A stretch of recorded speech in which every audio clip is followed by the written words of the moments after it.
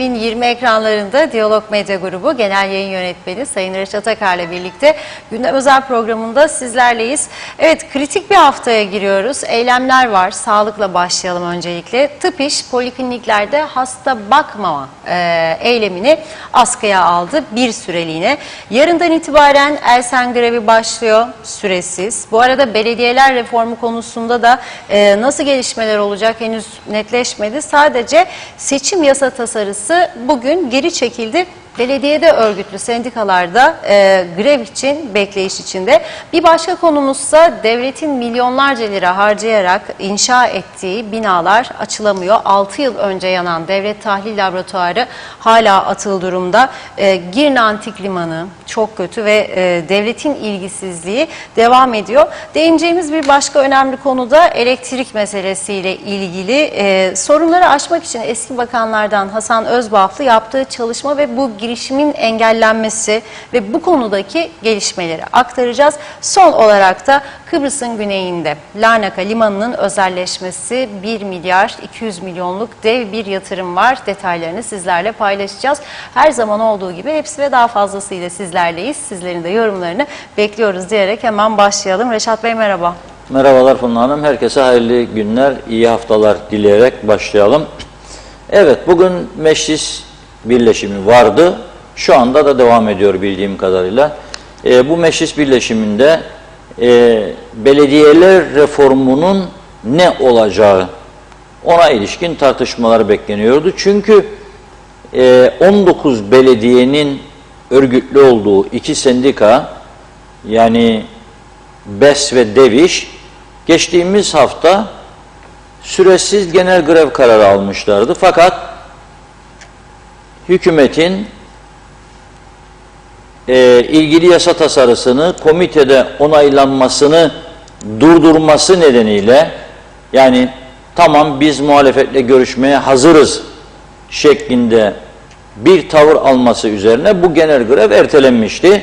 Ve neyi bekliyorlar? Yarını bekliyorlar. Salı gününe kadar hükümete süre vermişlerdi. Hükümet de mecliste temsil edilen 5 siyasi partinin bir araya gelip bu konu üzerinde çalışacağını bildirmişti. Fakat daha sonra öğrendiğimiz kadarıyla muhalefete bize önerilerinizi sununuz şeklinde bir teklif yapıldı hükümet kanadı tarafından ve muhalefetin de bu yasa tasarısına ilişkin görüşlerini sunmasını bekliyor. Tabii bu görüşler sunulacak, hükümet kanadı bunu inceleyecek, tekrar görüşme olur olmaz bilemeyiz. Ama şu anda belediyeler yasası reformu dedikleri yasa değişikliği beklemede. Peki bir de bu reform nedeniyle belediye seçimlerinin ertelenmesine ilişkin bir yasa tasarısı vardı. Bunun mecliste bugün ivedilikle komitede görüşülmesine ilişkin bir oylaması yapıldı. Yapılacaktı daha doğrusu. Böyle bir girişim vardı. Ve sonunda muhalefet, özellikle CTP Genel Başkanı Sayın Tuğhan Erürman kürsüye çıkarak dedi ki bu seçim ve halk oylaması yasasındaki değişiklik önerileri hiçbir anlam ifade etmiyor. Siz de bilmiyorsunuz zaten, anlamadınız. Böyle bir saçmalık olmaz dedi, bunu geri çekiniz, siz de çıkamazsınız içinden dedi. Deyince de ne oldu? Hükümet bundan da geri adım attı. Dedi ki tamam ya, vazgeçtik ivedilik. Yani bir karar alınıyor, bir şeyler yapılıyor, bir çalışma ama adım atılamıyor. Yapıyorum deniliyor, yapacağım deniliyor, sonra bir eleştiri geri çekiliyor. Şimdi bu uzlaşmak içinse bir şey değil ama uzlaşı da yok ortada. Enteresan durum, ortada uzlaşı da yok. Gene bir başka belirsizlikten söz edeyim. Bugün devlet hastanelerinde örgütlü tıp işin eylemi vardı. Yani devlet doktorlarının eylemi. Neden? Soruşturma talebi bakanın, rapor bilmem ne bir takım şeyler. Bu soruşturma taleplerinde ne olduğu içerik olarak da bilmiyoruz. O ayrı mesele. Sendika dedi, bakana çek dedi bu soruşturma talebini hem diğer konuyu. Bakan çekmeyeceğim dedi Cuma günü. Bugün eylem başladı. Bakan haber gönderiyor. Diyor ki tamamdır, geri çekiyorum onu. Gelinizle konuşalım. Onlar da diyor bakan geri çektiği için diyor taleplerini, biz de vazgeçiyoruz eylemden. Yani bu iş Rumların tabiriyle maskara ligi oldu bütün devletin işleri. Bir örnek daha vereyim. Bakınız. Çok enteresan ama bu. Şimdi hükümet karar aldı. Dedi ki elektrik ücretlerine dedi bombardıman yapacağım. %400'e varıncaya kadar zam yaptı. Faturalar dağıtılınca insanlardan işten dedi ki vazgeçtim dedi, böyle yapıyorum dedi. Ama daha o karar resmi gazetede yayınlanmadı. Olacak mı, olmayacak mı? Hangisi olacak? Henüz bilen yok. Bir ikinci karar alınmıştı. Alkollü içeceklere bu kadar dendi. Bombardımanlar başladı. Ben de dedim ki buradan, yahu bir Rum tarafı var, Güney Kıbrıs'ta. İşte kara kapıları orada 10 metre öteye geçiyorsun, orası Güney Kıbrıs oluyor. 10 metre bu yana geçiyorsun, Kuzey Kıbrıs oluyor. Orada daha ucuza geliyor artık. Onlar bizden alırken biz gidip alacağız dedim. Ve nitekim ben de aldım yani. Açık buradan söylüyorum. Şarap aldım oradan. Ramazan öncesi ama yanlış anlamayın. Evet. Hemen bombardımanlar başlayabilir şimdi. Ramazan'da töbe töbe falan diye. Neyse. Başbakan da çıktı dedi ki doğrudur dedi. Güney Kıbrıs'tan alımlar olabilir. Ticaret o yanı kayabilir. Düşündük, tartındık. Biz dedi fonları indiriyoruz. Şimdi bugün beni Gazi Mausa'dan birisi arıyor. Diyor ki bir haftadır diyor çekmem lazım içecekleri diyor. Gümrükte diyor çok mal var. Şimdi diyor gittim diyor gümrükçiler demiş ki ha geldin ama hükümetin aldığı o karar uygulamada değil. Niçin? Resmi gazetede yayınlanmadı diye. Hatırlarsanız geçtiğimiz hafta içinde Başbakan Sucuoğlu canlı yayında bizi telefonla arayıp programımıza katılmıştı. Ve bu konuyu konuştuk. Kendisi de dedi ki ben de anlayamadım dedi. Bir basit dedi karar yazacak resmi gazetede arkadaşlar dedi hesaplarlar inanamazsınız dedi. Şişesine göre dedi, içkisine göre hesaplama yaparlar. Bazıları da Covid olmuş dedi falan filan. Düşünün siz. Nasıl olur bu iş ya? Bir hafta 10 gündür karar çıkmadı daha. Resmi gazeteye yayınlanmadı. Şimdi beni arayan diyor ki yani bu indirimli olmasına rağmen diyor devlet fon alır diyor. İstopaj alır diyor, KDV alır diyor. Bu kadar paraya ihtiyacı olduğu bir dönemde milyonlarca liralık kaybı var diyor çekim olmadığı için. Çekme yok diye. Mallar durur diyor içeride işkiler. Fakat çekemiyoruz diyor çünkü karar gelmedi diyor gümrüklere diyor. Buradan söylüyorum Faiz Sucuoğlu Bey. Lütfen artık bu hesaplamayı kimse yapan çek bir böyle kulacını ya böyle. De ki hadi be kardeşim be. Şimdi istiyorum bir saat sonra artık de. Ha Covid olduysa ve başka yerine biri yok o zaman durum daha vahim. Durum daha vahim demektir. Yani alınan kararlar dikkat ederseniz uygulanmıyor. Ve geri adım atılma gibi her meselede bir durum var. Ya ondadır ya bunda helvacının kızında demiş. Yani öyle bir da şey var söz var. Bilelim biz de onda mı bunda mı helvacının kızında mı? Hangisindesin be kardeşim? Buna bir karar vermek lazım. Devletin maalesef aldığı kararlarda bir ciddiyet görülmüyor. Bir ciddiye uygulama yapılmıyor, yaşanmıyor. Hele bugün meclistekilerini de gördükten sonra ivedilik vazgeçtik. Yasa reform geri çektik. Hastane göre tamam geldi raporlama falan soruşturma istemeyeceğim. Neydi bu soruşturma istiyordun da vazgeçtin? Acaba?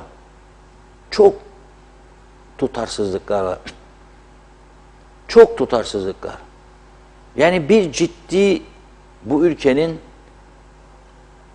silkinip kendine gelmesi lazım. Gelebilirse tabii. Mesela bakınız bugün sınır kapıları çok önemli bizim için. Neden önemli? Gelenler bir şeyler alsın, çarşının yüzü gülsün diye.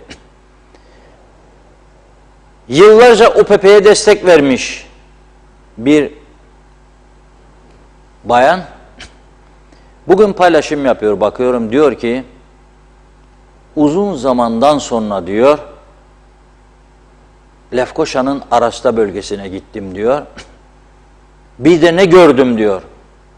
Çoğu dükkan kapanmış diyor. Kepenk indirmiş. Çok üzüldüm diyor, o tarihi bölge böyle olsun. Tamam da o Arasta'yı canlandıran güneyden gelenlerdir. Hep Rum değildir gelen. Ezici çoğunluk yabancı. Yani Larnaka'ya geliyorlar, Baf'a geliyorlar. Limassol'da, Larnaka'da, Baf'ta bir yerde kalıyorlar. Ama tur düzenleniyor.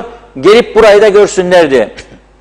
Bir su bile içse bir turist bizim için kârdır. Esnaf onu bekliyor. Çünkü orada çok büfe açıldı. Su satıyor, meşrubat satıyor.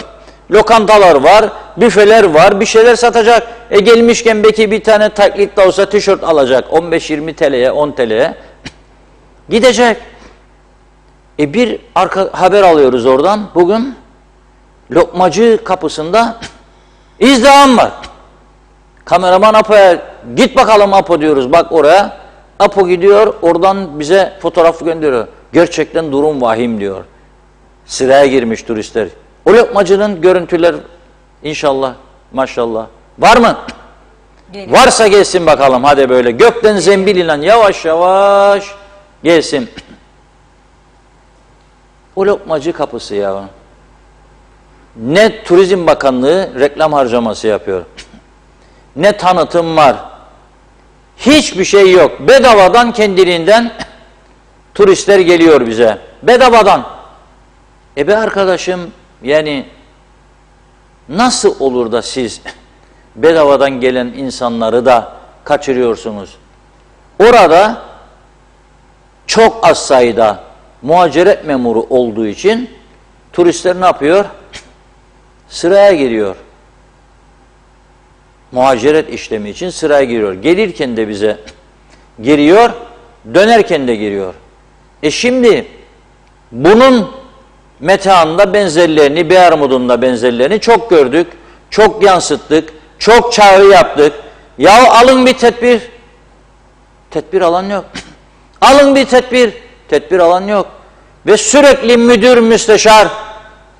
müdür müsteşar atıyorlar. Aynı partinin adamlarını alıyor görevden, başka partiliği koyuyor. Suç mu işledi? Hayır. Beceriksiz mi? Hayır. Niçin? Bu bakan, yeni gelen bakan, o da bizim partiden giden de, ama bu kendi adamını istiyor.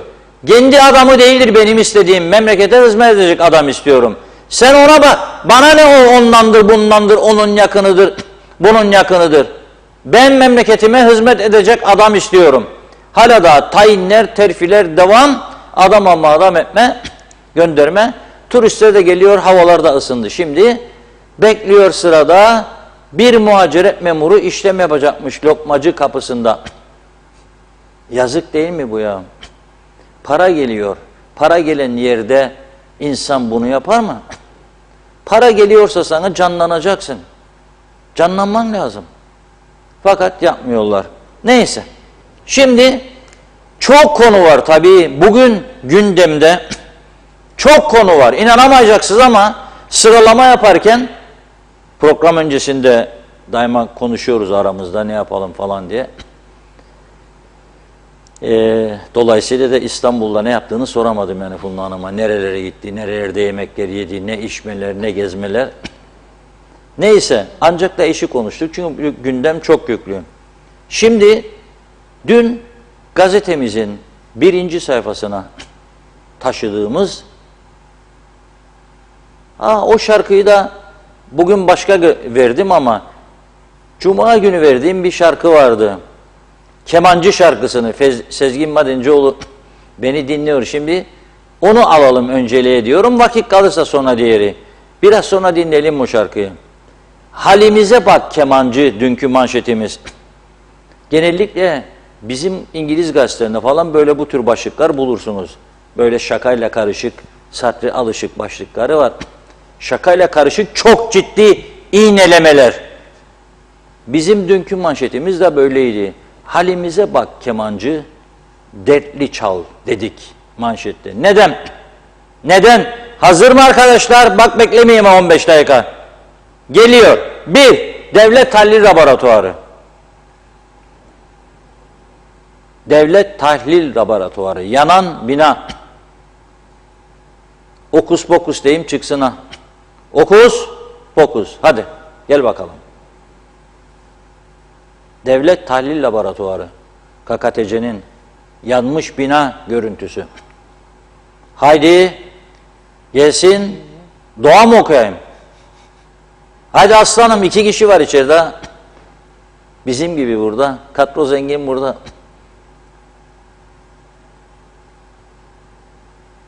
Yok, gelemiyormuş. Gelemiyor mu? Nasıl? Burada yazdık, liste verdik. Devlet Tahlil Laboratuvarı dedik.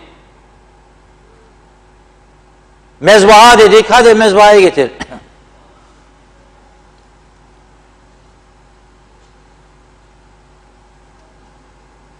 Hadi mezbaha gelsin görüntüye. O da mı yok?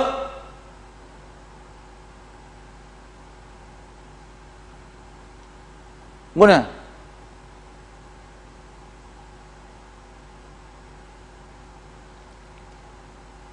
Karıştı. Olmaz öyle şey. Bekliyorum. Rejideki arkadaşları ve amirlerini protesto için bekleyeceğim. Olmaz. Dünkü gazetenin manşeti, çekimler yapıldı. Ömer Kadiroğlu gitti çekti. Yanında kameraman. Listeyi verdim. 2 kez. Konuşmayacağım. Ta ki gelsin konuşmayacağım. Bizimkiler de böyle ders vermek lazım. Yazılı verdim program öncesinde. Daha önce de verdim.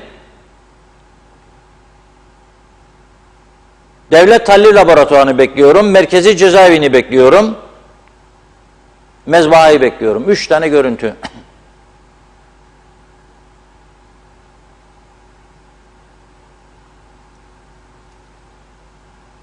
Teknik bir problem var galiba. Hallolur. Hah. Geldi.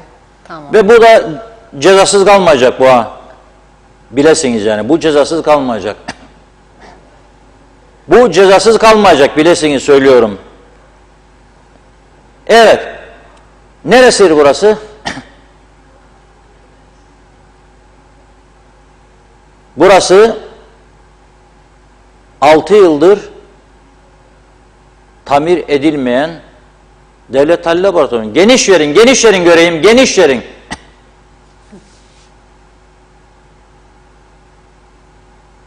Burası o değil. Geniş verin göreyim. Bu laboratuvar değil. Bu. Şimdi geldi. Bu Devlet Tahlil Laboratuvarı'nın boş kalan odaları. 6 yıldır böyle tüpler atıl vaziyette. Odalar böyle. Bekliyor. 6 yıldır yanan Devlet Tahlil Laboratuvarı kendi halinde bekliyor. Ve bu laboratuvarda çalışanlar, etrafı da gördüğünüz gibi otlar motlar yığılmış. Ama bu Devlet Tahlil Laboratuvarı, beni de al ekrana. Beni de al. Aferin be, becereceksiniz bu işi inşallah. Devlet Tahlil Laboratuvarı bekliyor. Geçelim şimdi. Merkezi Cezaevi veya mezbaha, hangisine geliyorsanız. Gelin bakalım. Neresi burası? Merkezi Cezaevi. Burası Türkiye'nin vermiş olduğu 118 milyon. Lütfen dikkat. 118 milyon Türk lirasına yapıldı burası. Neredeyse 2 yıl oldu biteli bina. Ama açılamıyor. Niçin? Meclisi bugün seyrederken ve geçen hafta 2 gününü, ondan evvelki hafta 2 gününü üzüntüden kahrolur musunuz, olmaz mısınız? Ya bütünün o onu dedi, bu bunu dedi. Sen dediydin de ben de dediydim. Ben yapardım ama sen yapmazdın. Salonla bomboş. Kimse yok. Ama bu taraftan bu merkezi cezaevinin açılması için, ki eskisi kapasitesi 280 olan eskisinde 600 kusur mahkum ve tutuklu var şu anda. Gençler, küçük çocuklar bile büyüklerin içinde, azılı suçluların içerisinde. Ve bu cezaevi açılamıyor arkadaş. Niye? Yasa değişikliği istermiş. Ne yasasıymış? İşte personel şeması değişecekmiş. Daha büyükmüş.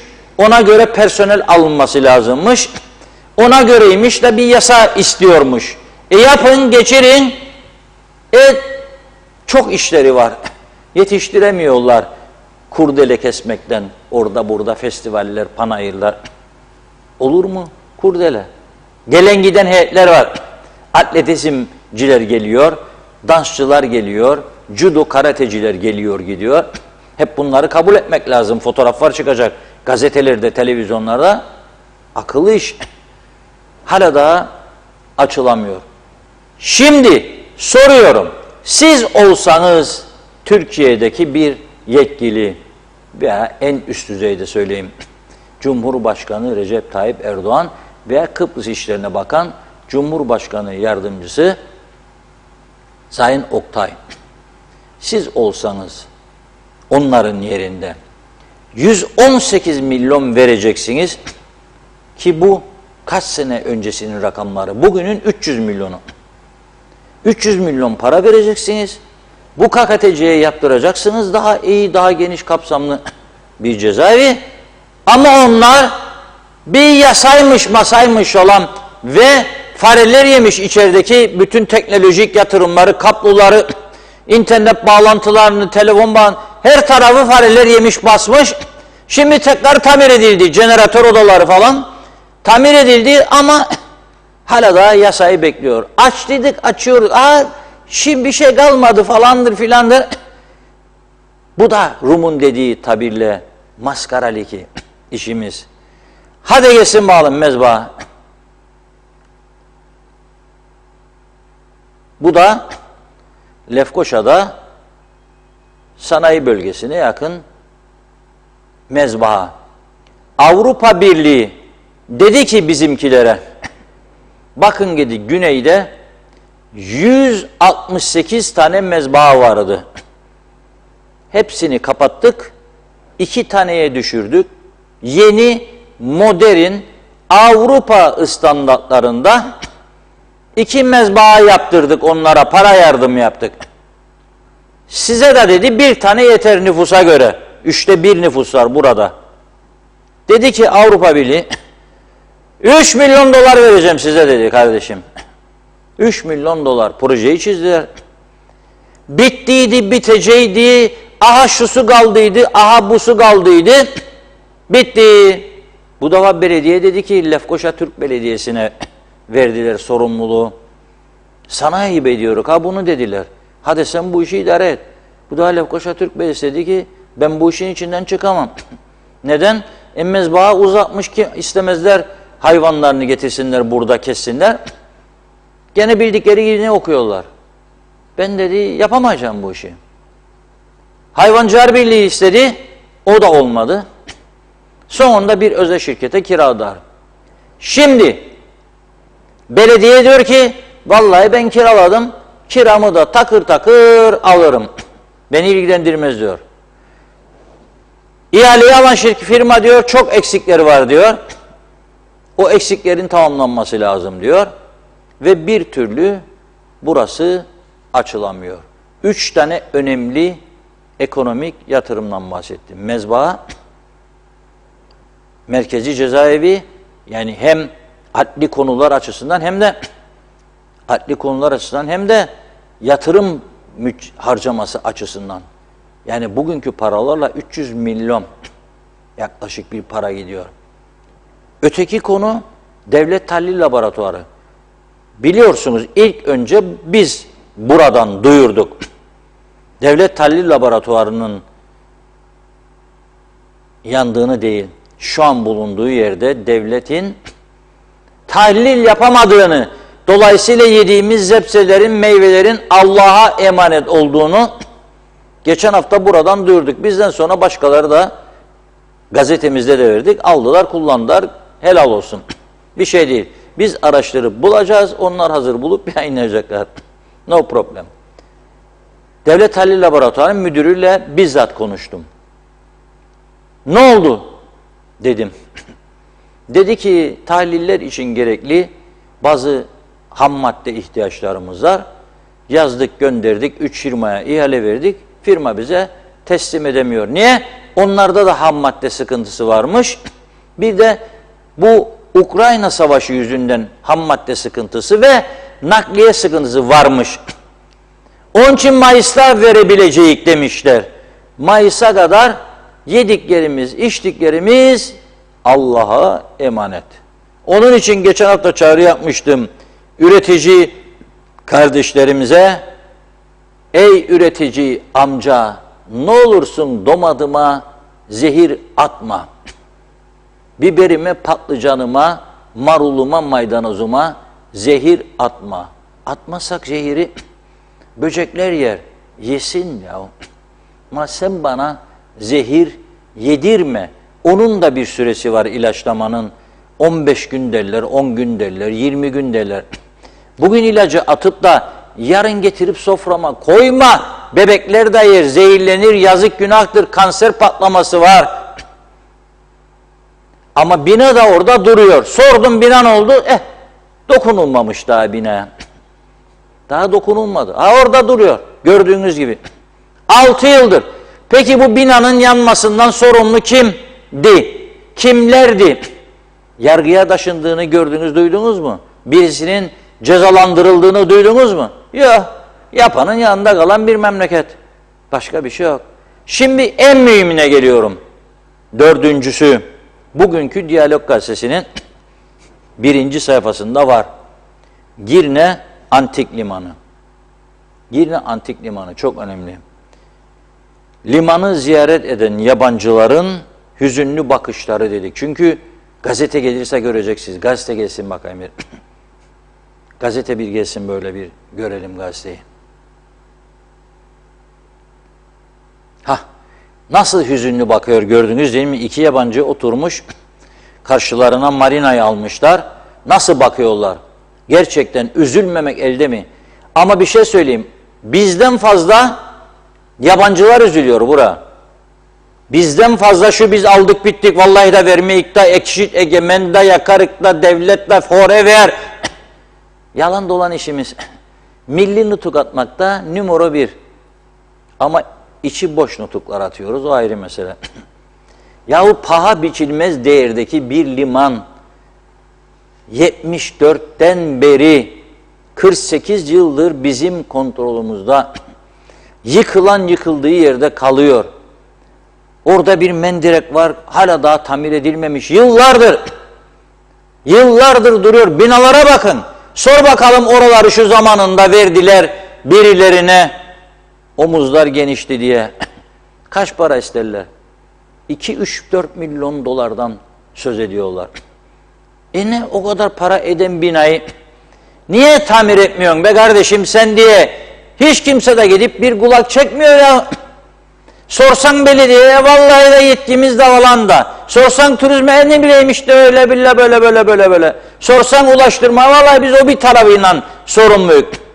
Sorsan bilmem çevre vallahi biz işte yasa, anayasa, baba yasa, memuru yok, adam yok. O zaman bırakın gidin hepsiniz birden ya. Kapatın bütün devlet dairelerini, bütün kuruluşları. Bırakın gönüllü insanlar çıkar burayı da tamir eder, işledir de bakar da. Ne sizi mi çekecek biz 50 sene daha bu ülkede? Yoktur böyle bir sabır artık. Rezaletin daniskası. Yerler çökmüş, ahşaplar kırılmış, dökülmüş. Ve bu insanlar gidiyor orada güzel havada bu manzarayı görüyor. Lanet okuyor bize. Ayıp denen bir şey var be kardeşim. Ayıp. Hiç mi mahcup olmuyorsunuz? Yani o bakanlık dediğiniz koltuklar, müdürlük, müsteşarlık hani yarışıyorsunuz. Hani yarışıyorsunuz almak için. Yani ne için verildi size bunlar? Nutuk atmak için mi? Kurdele kesmek için mi verildi size? Atmasyon bir şeyler söylemek için mi? Yok. Değilse o zaman bakın buna. Bakın buna. Buna da bakmıyorlar ha. Hiçbir şeye bakmadıkları gibi buna da bakma. Ben çok üzülürüm. Gerçekten üzülürüm ve diyorum ki birileri gelsin lütfen artık. El koysun bu işlere ya. Bilmem hangi taraf. Güney mi, kuzey mi? Kimin ise sahip, mahip.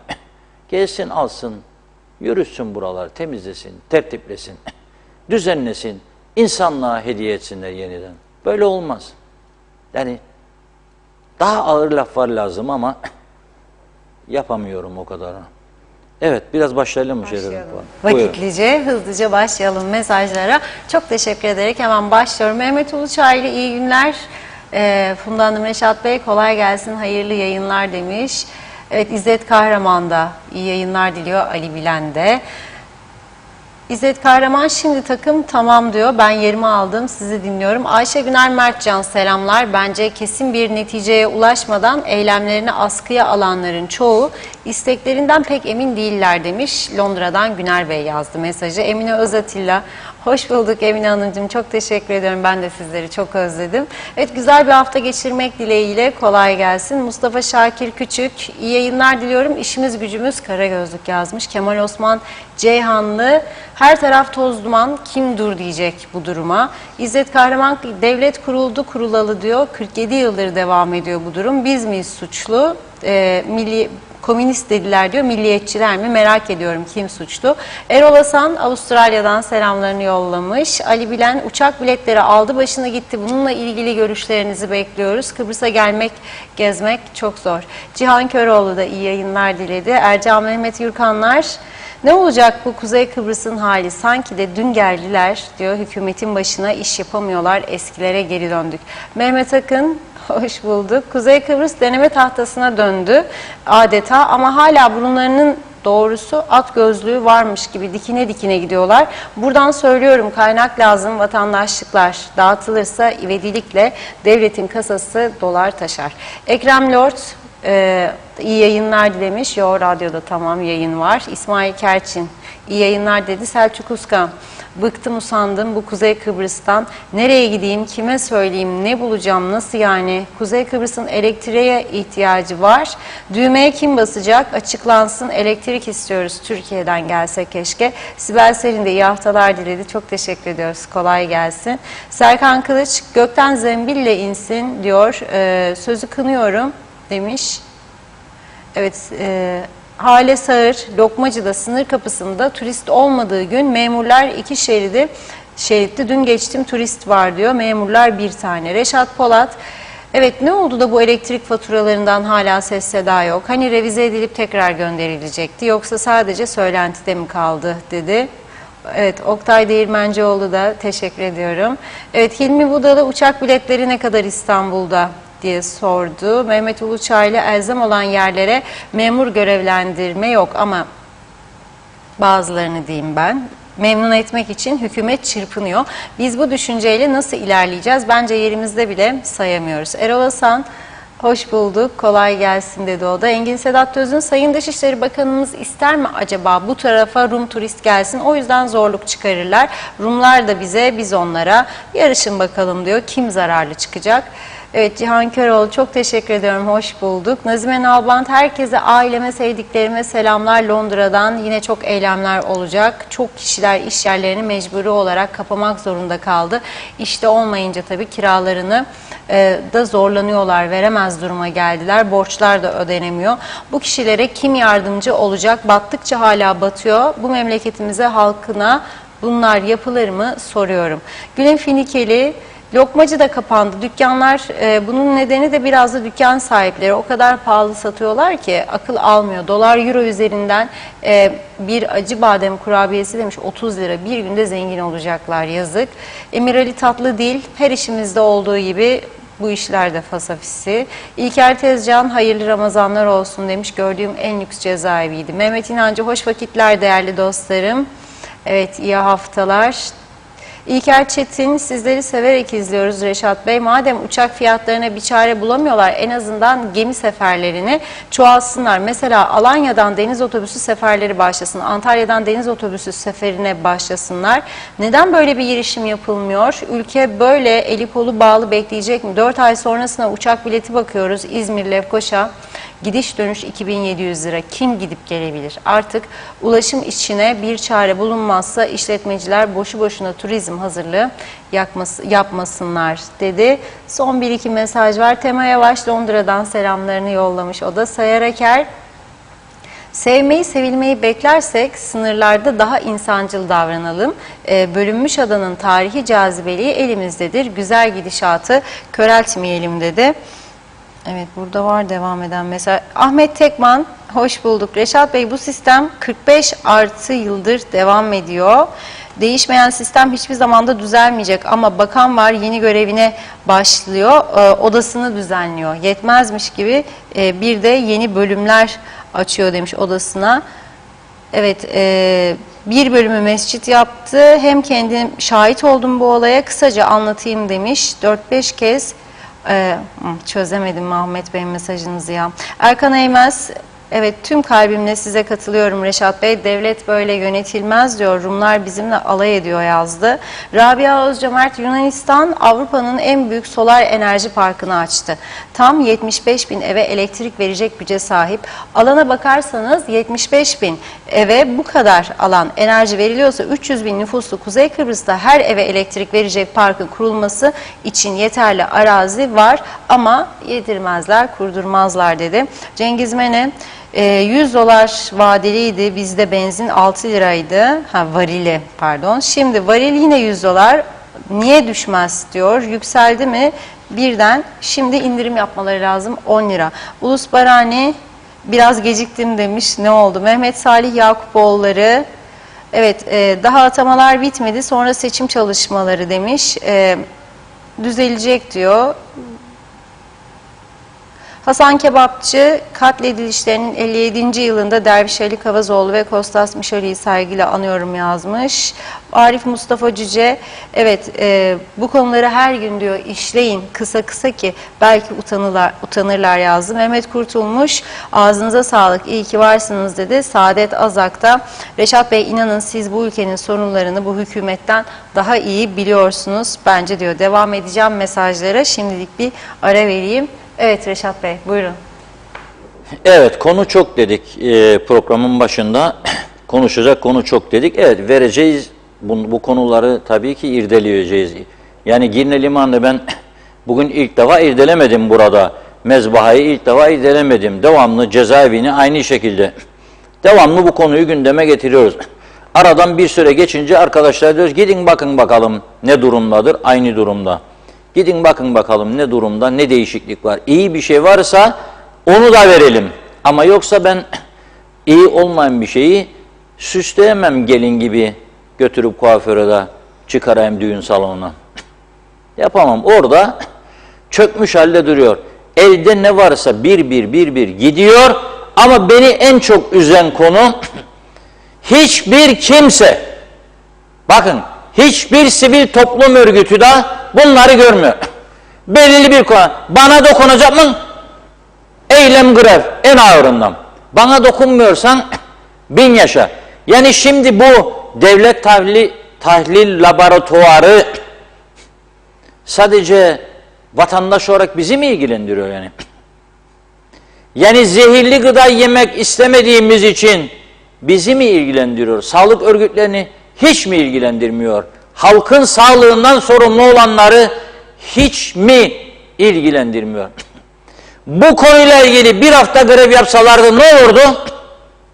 Ne olurdu? 6 yılda 6 kez biterdi bu bina. Ama olmaz. Bir iki doktorla ilgili soruşturma yaparsan grev.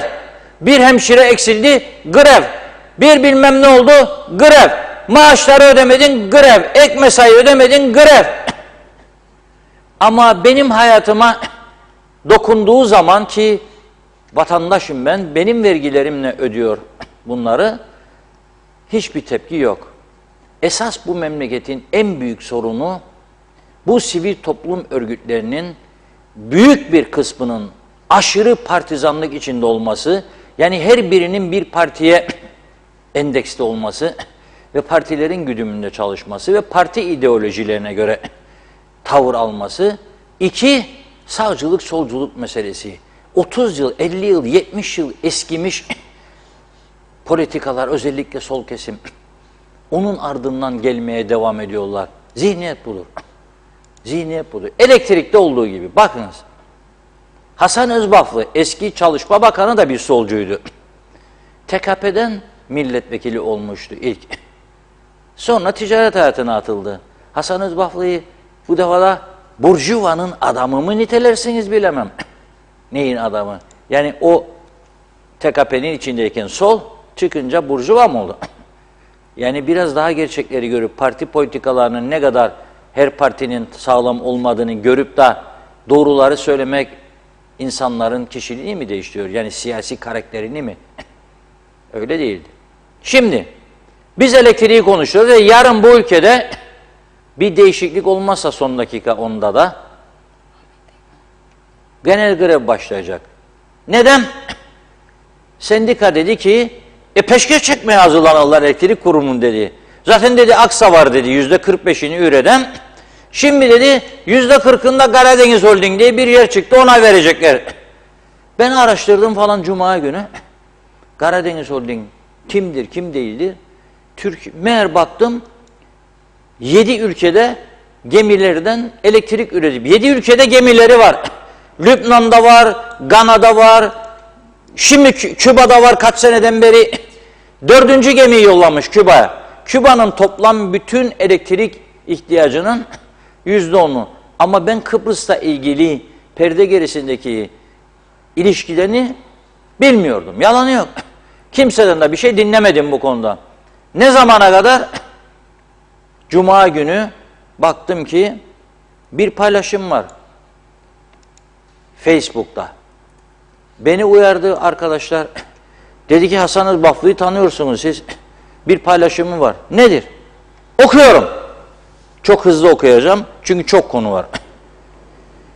Bazı sendikaların basın toplantısında Karadeniz gemi santralları ile ilgili yapılan beyanlara karşı aşağıdaki açıklamayı gerekli görmekteyim. 1.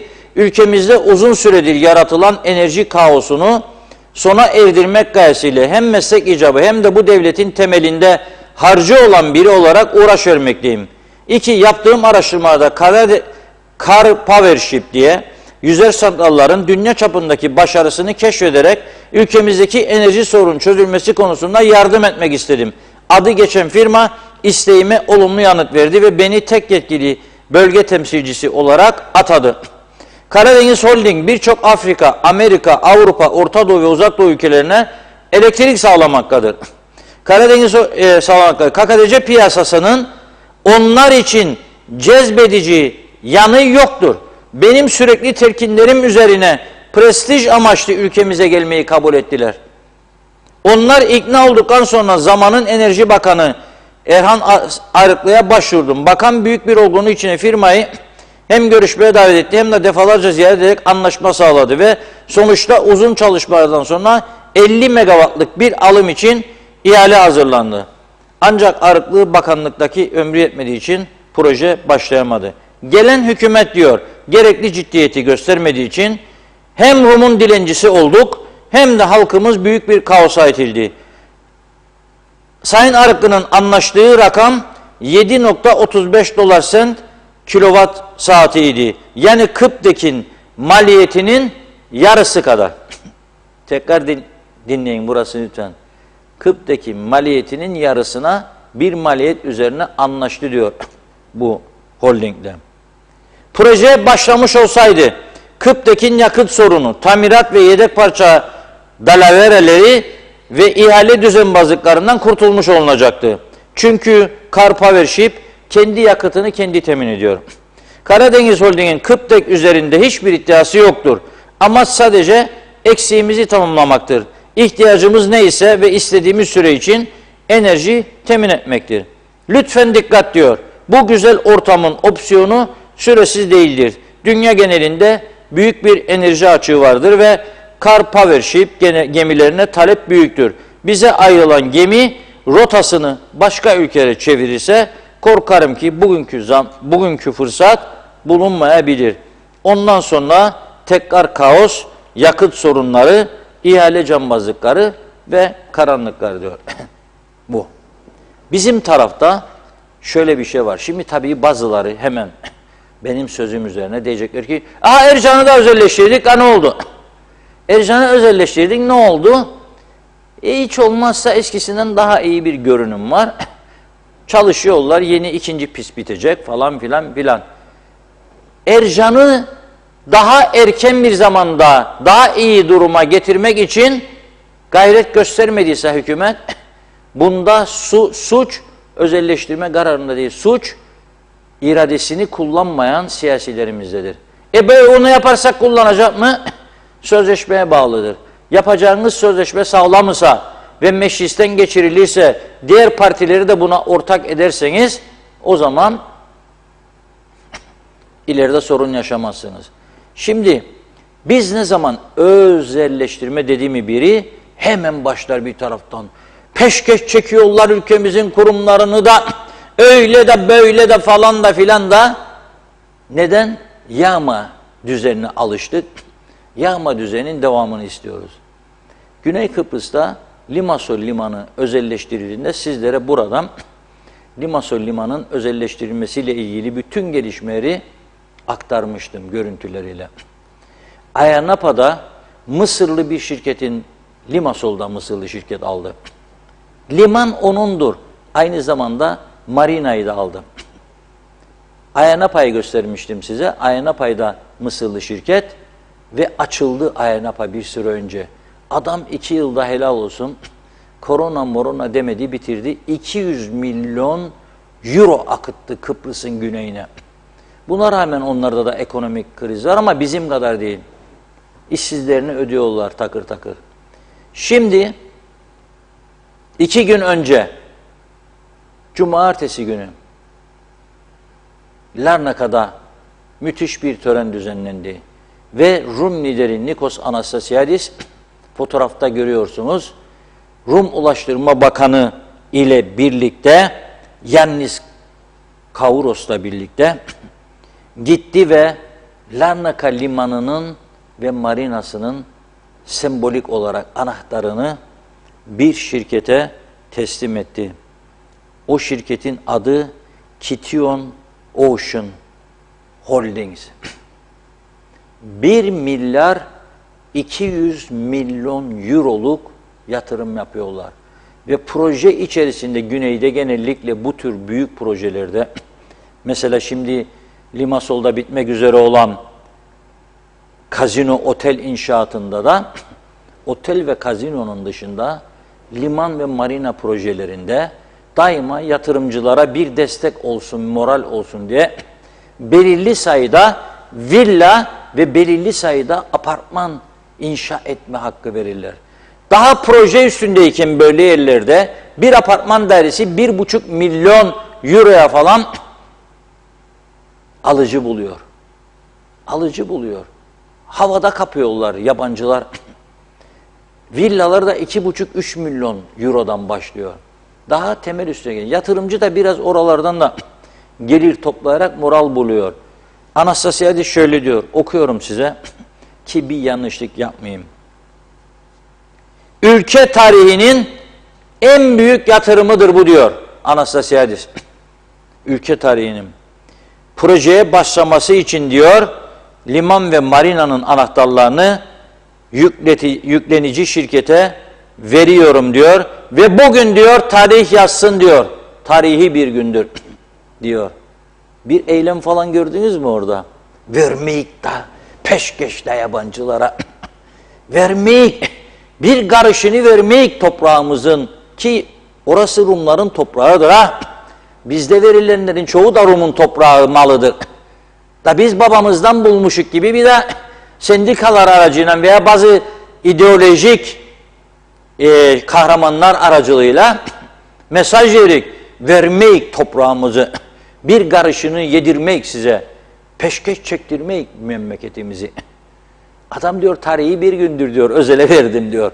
Kurtuldum diyor orada devlet. Bir yılın şey. Tabii sözleşmeler yapılır. Kaç zamanda bitirecek, nasıl çalışacak, devlete ne kadar vergi verecek. Bunlar yapılır öyle. Yani gözü kapalı da vermiyorlar. Kimsemiz de istemeyik zaten. Bizde de böyle bir şeyler olsa gözü kapalı verelim. İster miyik? İstemeyik. Bu diyor 1 milyar 200 milyon euroyu aşacak bu yatırımla diyor.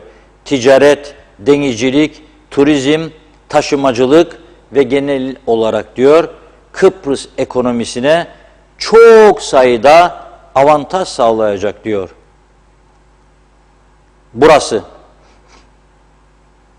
holding CEO'su Panos konuşuyor.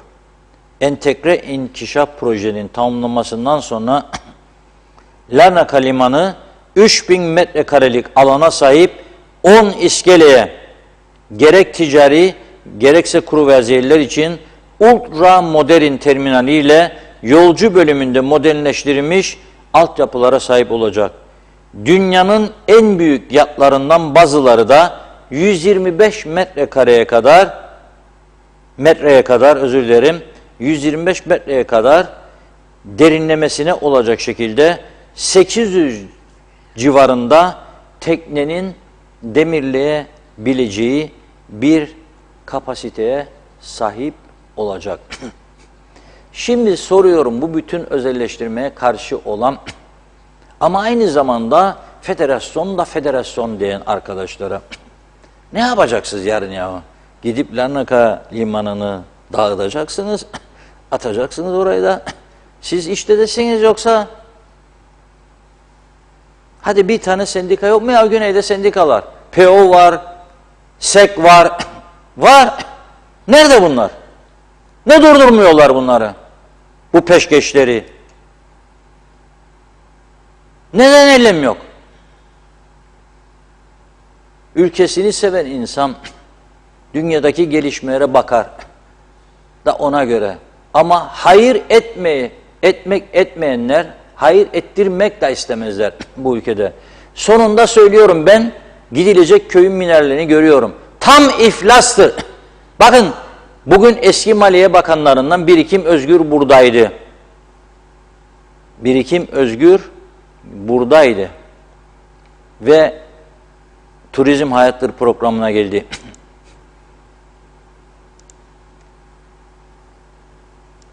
Sevgili hocamızın davetlisi olarak. Ne dedi biliyor musun? Çok kötüdür gidişat dedi. Ve ben önümüzün daha da kötü olacağını düşünüyorum dedi. Türkiye yatırımlarını bu kadar zaman heba ettik dedi. Paraları, yardımları yerinde kullanmadık dedi. Türkiye'ye verilen sözleri tutmadık dedi. Avrupa Birliği bizi kontrol altına alırsa çok acı çekecek. Ama ben memnun olacağım tabii. Hep bunları vura vura balyozundan yaptıracak. Yapmayan da aç kalacak, aç. Başka çaresi yok. Bu şekilde bir yönetim tarzı yok. Devletim diyorsun ama tanınmıyorsun. Uçağın yok, gemin yok, yolun sokağın yok. Biten cezaevini açamıyorsun, biten mezbahanı açamıyorsun. Yanan laboratuvarı tamir edemiyorsun. Devlet dairelerinde işler yürümüyor. Hastanelerde grev var. Yarın hemşirelerin grevi başlıyor. Durup durmayacağı belli. Belediyeler reformu diyerek grevler kapıda. Elektrik her gün bize karanlıkları yaşatıyor. Kesintiler devam. Pahalılık devam. Zam kararları bir miktar geri alınıyor. Resmi gazetede yayınlanmadı diye yürürlüğe girmiyor. Her gün kaos üstüne kaos yaşıyoruz bu ülkede. Her gün sıkıntı, her gün gerilim. Olacak bir iş değil. Ve bu zihniyetle bu yere geldiğimizi hala daha fark etmiş, kavramış değiliz. O yüzden de başa gelen çekilecek. Başa gelen çekilecek. Başka çare yok. Yani ne söyleyeyim? Çok üzücü bir durum. Tanju Okan'ın bir şarkısı vardı galiba. Gelsin bakalım.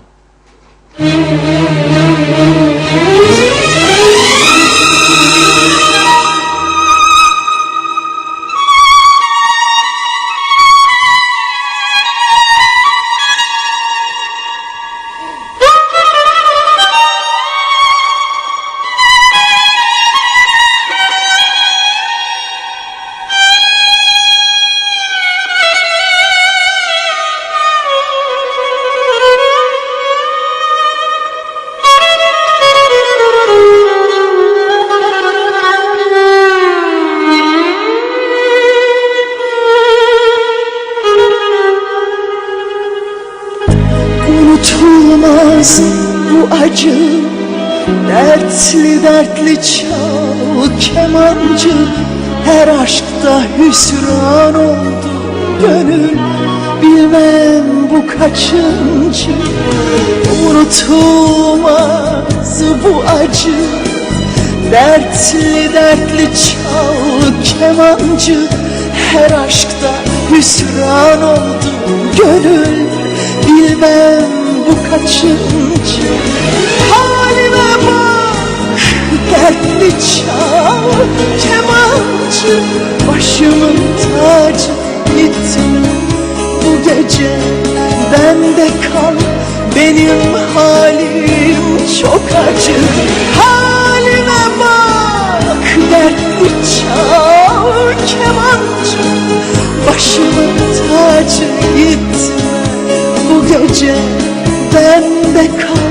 Benim halim çok acı.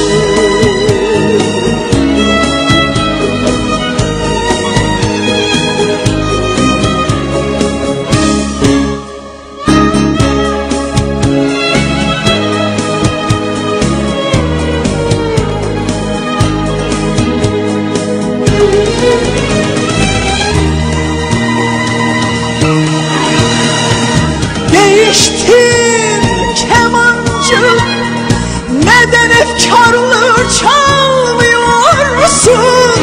Benim dünyam yıkılmış, sen neden acıyorsun? Gözümden kaçmıyor, benden hep bir şey saklıyorsun. Yeter artık derken kemancı,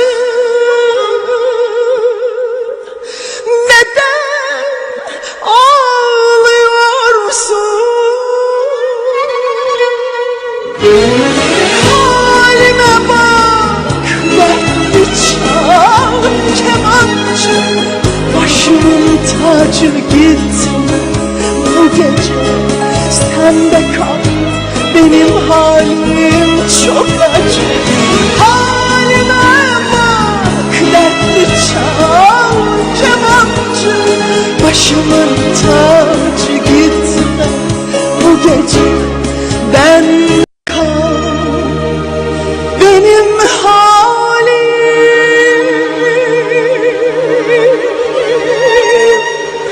çok acı.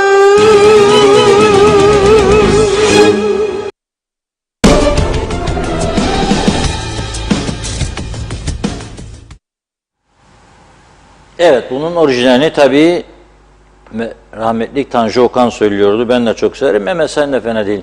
O telif hakları meselesi var ya, arkadaşlarımız bakıyor hangisi daha uygun, yani telif açısından yayınlama hakkı veriyor bize. Ona göre seçiyorlar. Ama bu halimize bak dertli çal kemancı. Benim çok yıllar önce ilk dinlediğimde çok duygulandığım bir şarkıydı. İstanbul'da Antik diye bir restoran vardı. Daha sonra Bedrettin Dalan döneminde denizin kenarından ayırdılar. Denizin üzerinde çok güzel böyle yazlık bölümü vardı. Bir defa gidince alışmıştım. Devamlı da gidiyordum. Yaşlı bir kemancı, yaşlı bir akordeon çalan Ermeni vatandaşı. Çok güzel parçalar çalıyorlardı. İlk defa kemancıyı o kadar güzelini orada o kemancıdan dinlemiştim bizzat. O zamandan beri de bu şarkıyı çok seviyorum. Halimize bak dertli çal diyor. Halimizi sıralamaya çalıştım. Bir kısmını tabii. Daha bir şeyler gelecek az sonra. Ama Funda Hanım diyor ki çok şikayetçiyim. Bugün yeni geldim diyor. Enerji yüklüyüm. Bırakın okuyayım biraz mesajlar diyor. Çok mesaj var. Buyursun okusun. Evet var. Çok teşekkür ediyoruz. Tabii bu arada bilgisayarda ben de hafif bir problem yaşadım. Elimden geldiğince atlamadan sizlere aktarmaya çalışacağım. Ahmet Dinçer tiyatro binası ne oldu hem de kaç sene oldu demiş. Ali Bilen Türk Bakan Nebati Bey enflasyondaki artış geçicidir diyor. Siz ne yorumda bulunacaksınız? Domatesin, patlıcanın kilolarını paylaşmış 25-35 lira. Enflasyon artık düşer mi? Diyor. Mehmet İnancı devlet ziraat mühendisleri kaç köye gitti? Kaç çiftçiye ziraat hakkında bilgi verdi? İlacın nasıl kullanılacağını kaç üretici biliyor Reşat Bey? Tüketici gizliden gizliye zehirleniyor demiş. Kimsenin haberi yok. Ereker, Kuzey Kıbrıs'taki çirkin binaları buldozerlerle yerle bir etmeli. Görüntü çok korkunç. Kazım Denizci, evet, Üstad demiş, iyi yayınlar. Bu ülkede yaşananlar karşısında çok sabırlı bildiğim bir abimiz olarak seni de çileden çıkardılar ya, bu memleket düzelsin diye haykırıyoruz. Bir gün mutlaka düzelecek dedi Kazım Bey. Çilem Esenyer Özteknik. O da diyor ki her geçen gün daha felaket bir hale geldi güzelim memleketim. Ali Dereseven, hoş bulduk Ali Bey. Evet, Reşat Bey, ülkeyi sendikalar yönettiğine göre demiş. Vekilleri niye seçiyoruz? Hakikaten şaşılacak ve skandal bir durum bu. 50 vekilin mecliste işi ne yapıyorlar? Sendikaların izni olmadan hiçbir icraat yapamıyorlar. Hükümetiyle, muhalefetiyle beraber ülkeyi yaşanmaz hale getirdiler. Ülkeyi sendikalar yönettiğine göre bundan sonra 50 vekil seçeceğimize demiş. 10 tane sendikayı seçelim. Gaye Kök, kış turizmi yapacağız dediler. Geldi geçti, şimdi yaz geliyor. Otellere gelen turist varsa onlar da turizmciler. Oteller kendileri çaba harcayarak getirtiyorlar. Bu konuyla ilgili bakanlığın yaptığı hiçbir şey yok demiş. Ancak yapacağız, edeceğiz. Yapılan tek iş atama, gerisi hep boş laf. Mehmet İnancı, hoş bulduk. Evet, yok getirmedim onlardan Mehmet Bey. Necdet Mavigözlü, Kuzey Kıbrıs Birleşik Afrika Pakistan Cumhuriyeti'nden bize iyi yayınlar diledi. Evet, marketlerde jetle artan bira fiyatları, hala da Başbakanın indirim yaptık dedikleri halde hala indirime gidilmedi. Cuma günü gündem özel programında Başbakan bağlandı. İndirimleri hesaplayacak olan personel korona olmuş. Bunları hesaplayacak birileri yokmuş. Hesaplaması da çok zormuş. Başbakan diyor ki bana da gösterdiler. Ben bile anlamadım diyor. Doktor olmuş bir başbakan bir hesabı bile anlamadıysa demiş, bir memleketi nasıl idare edebiliyor? Doktor olmak demek ki her şeyi biliyorum demek değilmiş yazdı. Rabia Özcemert, iyi ki varsınız diyor. Hasan Nihat Erduran, Türkiye teşvik vermezse o da durur demiş ambargoluyken. Evet, Niyazi Aktaş, kısa ve net bir mesaj. Reşat Bey diyor, yanlış insanlara doğruyu anlatmak çok zordur. Özkan Bişmiş de memleket artık battı, kurtarmak çok zor demiş. Evet, Hasan Nihat Erduran, eylemdeki sendikacılar bordrolarınızı da gelin daveti yapan basın var. Ne dersiniz bu konuya? İzzet Kahraman, CTP onurlu gururlu insanlar partisidir.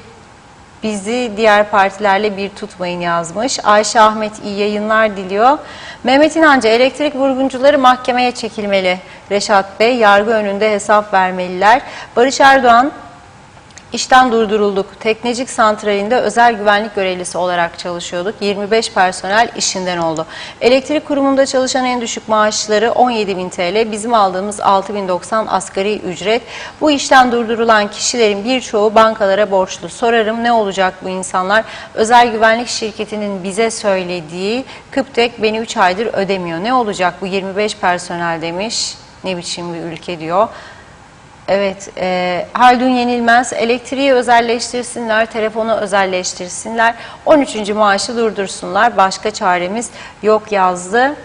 Evet, Hasan Nihat Erduran, güneyde ambargo ve sendika yok herhalde demiş. Kadir Tatlıtürk, Karadeniz gemi santralleri temiz yakıt mı kullanır diye soruyor. Alex Bey de şöyle başlamış mesajına, lütfen diyor yazıldığı gibi tam okuyun, bakayım. Devletlerin beceriksizliklerini Karadeniz aksa diye peşkeş çektirmeye bizler de karşıyız. Hükümet adam gibi yönetsin. Gerek kalmaz bu kadar. İnsan aç kalınca daha mı iyi olacak diyor. Sayın Arıklı'yı eleştirmiş. Yaptıklarını gördük diyor. Ve yönetim başkanı Turan Büyükyılmaz'ın da yine durum bu yazdı. Nazime Nalbant, sizleri hiç kaçırmadan dinliyorum, izliyorum. Çok isteriz bu sorunlara çözümler bulunsun. Halkımız da artık rahat nefes alsın. Üzülmesin, zamlara mı üzülecekler, elektriğe mi? Az da olsa emeğin karşılığını alamaz durumlara geliyorlar. Bu halkın feryatlarını duyanlar var mı? Hala neyi bekliyorlar dedi. Demre Coşkun, UBP, CTP iktidara çok geldiler ama bu ülkeye ikisi de kalıcı değerler katamadılar. Kalıcı yatırımlar yapamadılar. Yeni partilere şans vereceğiz. Einstein'ın dediği gibi aynı şeyi tekrar deneyip farklı sonuçlar beklemek olmaz. Ömer Bozkara, vezirler sata sata neyimiz kaldı demiş. Kime güveneceğiz, satacağız diyor. Arıklı geldi, ne yaptı bu kadar zamandır? Mustafa Şakir Küçük, özelleştirme kaçınılmaz artık ama sendikalı olmak kaydıyla o zaman sendikalar karşı çıkmayacak. Çünkü daha fazla çalışan olacak, daha fazla sendika ya para girecek, ülkeyi milleti sevdikleri için değil diyor ama parayı kaybetmemek için uğraşıyorlar demiş. O devam ederse özelleştirmeye de kimse karşı çıkmaz dedi. Selçuk Özenli, güneyde milliyetçilik var Reşat Bey, vatanlarına sahip çıkarlar. Biz antik Girne limanına bile bakmadık, leş gibi diyor. Ali Bilen zamlara dikkat çekmiş. Her gün yeni bir zamla uyanıyoruz. Mehmet Şenler kolay gelsin dedi. Hasan Nihat Erdoğan, Türkiye alacaklarına karşılık dava edip el koyacak. Her şeyde bu gidişle ya da Çin'e üst kiralayarak krizi atlatacağız herhalde yazdı. Mustafa Kemal, Kuzey Kıbrıs'taki sendikaların kime hizmet ettikleri ortadadır. Kuzey Kıbrıs'ı iflasa sürüklemek, Rum'a muhtaç etmektir diyor. Evet, bakıyorum emojileri atlayalım. Evet, Evren Yüksel, ben Almanya'dan öyle görüyorum ki Kıbrıs Türk'ü devletçilik oynayabilir ama asla devlet olamazlar dedi. Havva Karavul, evet bu şarkı tam bize uydu Reşat Bey. Acaba poliklinikte hasta bakıyorlar mı? Geçmiş yaş gününüzde kutlu olsun demiş. Ordulu Bahattin, sevgili Funda Hanım, Reşat Bey sizlere gönül dolusu sevgiler iletiyorum diyor. Ayrıca hoş geldin demiş. Çok teşekkür ediyorum. Yokluğunuzda diyor mesajları İpek sesi ve özverisiyle özelden de mesaj gelince dolu sevgilerimi iletiyorum. Evet, yokluğunuzda mesajları İpek sesi ve tüm özverisiyle okuyan Nazan Hanım'a sizin katife sesinizle teşekkür etmek isterim demiş. Bizlere bu kadar değer veren, mesajlarımıza seslerinizle hayat veren sizler iyi ki varsınız. Dünya sizlerin sayesinde daha aydınlık bir yer diyor. Ben de Nazan Hanım'a çok teşekkür ediyorum canım arkadaşım. Evet, Ali Dereseven, bu olanlar normal bir şey değil. Tek bir tane doğru yaptıkları icraat yoktur. Nedir amaçları? Bizleri hayatı zindan edip Rum'la federasyona mecbur bırakmak mı diyor. Dünyada hangi ülke yöneticileri halkın mutluluğu için tek bir icraat dahi yapmaz? Bu konuda herhalde dünya sonuncusuyuz dedi. Bir iki mesaj okuyup ara vereyim. Yetişmeyecek. Evet, Mehmet Akın, Kuzey Kıbrıs'ın haline kim bakıyor acaba demiş. Sayar Aker, keman çala çala dertli çalmayalım, ömrümüz kısa çalışalım, birbirimizi kıskanmayalım, mafya parasıyla da kalkınamadık, kalkınmak için dürüst iş yapalım dedi. Sibel Yeminicioğlu, hayırlı akşamlar demiş. Evet, bakıyorum. Takım mesajları da var. Evet, devam edeceğim mesajları. Şimdilik yine bir ara verelim. Reşat Bey buyurun. Evet, teşekkür ediyoruz. Şimdi tabii ne zaman özelleştirme konusu gündeme gelse hemen ilk tepki şu: çalışanlar ne olacak? Çalışanları işsiz mi kalacak? Yani Rum tarafından elektrik alıyoruz şimdi. İşsiz mi kaldı Kıptek çalışanları? Yok. Rum tarafından elektrik alıyoruz diye bir protesto duydunuz mu? Yok. Neden? Yani yanına giden alınınca sorun yok. Veliden alınca niçin sorun olsun ya? Neden böyle bir şartlanmışlık içinde gidiyoruz? Siyasileri bazı örgütler teslim aldı diye bu ülke battı, batırıldı. Ama bu ülkenin batmasına daha fazla göz yumulacak mı? Ondan emin değilim ben diyorum. Zaten bizler izin verecek miyiz? Esas mühim olan budur. Biraz daha dibe vurmaya az kaldı. Biraz daha az kaldı. Olacak o iş günlerde. Hele yarın başlasın bu grevler da gitsin böyle bir hafta 10 gün bakalım. Teknecik teklemeye başlayınca ne protestolar. Bir numaralı savunucuları göreceğim ters yazmaya başlayacak. Yeter diyecek, bilmem ne diyecek falan filan. Yöneticiler istifa etsin, edecekler. Da kim gelecek, kim alacak bu batak düzende direksiyonu da çıkaracak zannediyorum. Bakın o kadar bölündü ki herkes bir şeyden bir şey yakalamaya çalışıyor. Mesela bir de soruyor bana, bu gemiden diyor kirlilik yaradır mı? Ben ne bileyim, ben elektrik mühendisi değilim. Araştırılır, yapılır. Ama bak örnek veriyorum, Lübnan dedim, Gana dedim, başka yerler dedim, Küba dedim. %10 herhalde bakıyorlar ne kadar yayıyor, ne kadar yaymıyor. Ve tekneciye niçin? Teknecik bizim pırıl pırıl bir yer midir? Zehir çıkıyor işte oradan. Herkes zehirlendi, kanser patladı. Ha istersen tamamen yeraltı kaplı, onu da teklif ettiler, yok dedik. En güzeli ben diyorum ki, Ne o ne bu. Türkiye'den bir şey istemiyor artık bizim insanlar. Görüyorum. Oradan bir şey geldi mi aa falan filan. O taraf. Bırakacaksınız. Aa geliyor. Zaten İsrail elektrik veriyor Rum tarafına Yunanistan'a. 2023 gelen sene. O gidenlerden biraz da buraya satacaklar. Çatır çatır parayı alıp verecek. Bakın o zaman kuzu kuzu herkes seyredecek. Güney Kıbrıs'a geçen de fotoğraf paylaşanlara bakıyorum Facebook'ta. Larnaka'dayız. Şimdi kışın Trodos. Limassol'dan ne güzel yollar falan. Bakın Limassol'dan da bir arkadaşımız sabah uyandığımda buldum. Bir Girne Boğazı'ndan gönderdi. Bir de Limassol yolundan falan. O bakınız o dubalar vardır. O dubalara bakın. Bizimkiler vuruk kırık dökük yerlerde yolu böyle ayırmış. Bakın. Ve bu Lefkoşa'da Bedrettin Demirel Caddesi'nde tören olan yerde tam böyle protokol yerinin önünde görseniz dubalar yerle birdir. Ayakta duranlar da çürümüş, erimiş, boya kalmamış üstünde. Kimin umurunda? Adam topladığı gelirim %85'ini maaşlara ödüyorum diye itirafta bulunuyorsa geri kalan %15'te ne yapacak? Arabaları var, yakıtı var, çöp kamyonları var, arızalar var, malzeme alımı var. Yatırım nerede yapacak sana? Hadi belediyedir. Belediye ama yol yapamıyor, kaldırım yapamıyor, yolları ayıramıyor, yeşillendirme yapamıyor. Belediyemiz var. Yoktur yahu. Var da yok yani. Kendi kendimize sahte bir politikacık düzdük. Birbirimizi idare ediyoruz. Birbirimizi. Ya dibe vurduk hala birbirimizi idare yalan sahte edecek. Edecek. Demek ki biraz daha zamana ihtiyaç vardır bazı konularda. Şimdi gelsin Kantara Galesi'nden görüntülere bakalım. Gene bir vatandaş sağ olsun. Bakın buraya bakın. Kantara Galesi'nin yanı. Gittik diyor pazardır diye. Dün yani. Kantara Galesi'ne döneceğimizde diyor bana gönderen izleyici.